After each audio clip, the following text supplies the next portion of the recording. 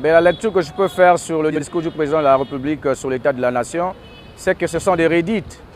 Nous avons comme l'impression que le président de la République est déconnecté de la réalité des Congolais parce qu'il cesse de répéter sa phrase fétiche. Mais nous nous rappelons tous que cette phrase date déjà de 1980.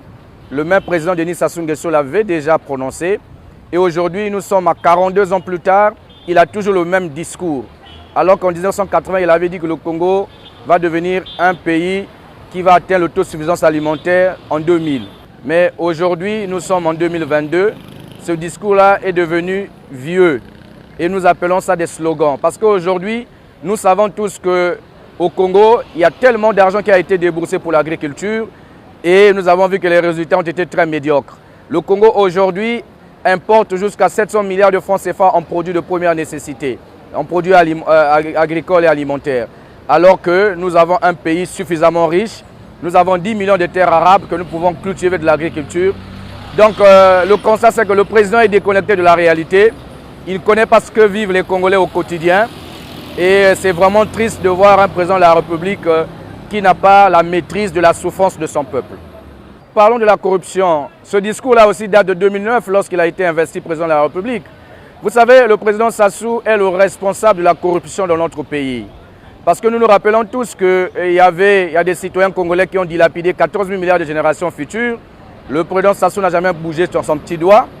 Nous avons aussi vu qu'à l'époque, lorsque le ministre Lamine Nguele était responsable de la lutte contre la corruption, il y avait un ministre de la République, en l'occurrence le ministre Sisser Tikaya, qui a été épinglé dans une question de corruption allant à plusieurs milliards de francs CFA.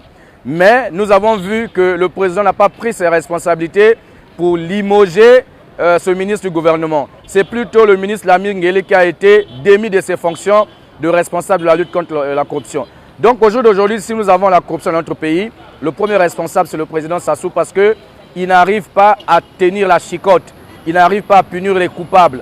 Nous connaissons tous les gens qui ont pillé ce pays, mais le président Sassou n'est là que dans les slogans, alors que la réalité est ailleurs, le peuple lui attend ailleurs, il est là à faire des redites, il est là à reprendre des slogans et c'est triste que les collaborateurs du chef de l'État ne sont pas là pour lui conseiller dans ce sens parce que nous pensons qu'aujourd'hui, le président Denis Sassou Nguesso est le véritable responsable de la corruption au Congo. Parce que s'il décide de mettre fin à ces mots, ça serait fait.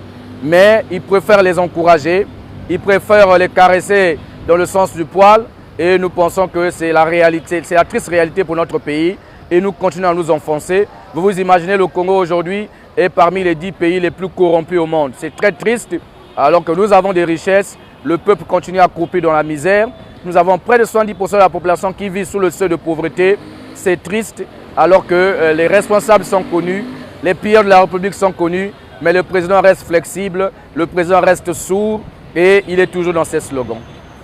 Vous n'avez pas les nerfs, vous mentez. Attendez quand mes nerfs vont commencer. C'est moi le plus nerveux. Vous faites semblant d'avoir les nerfs.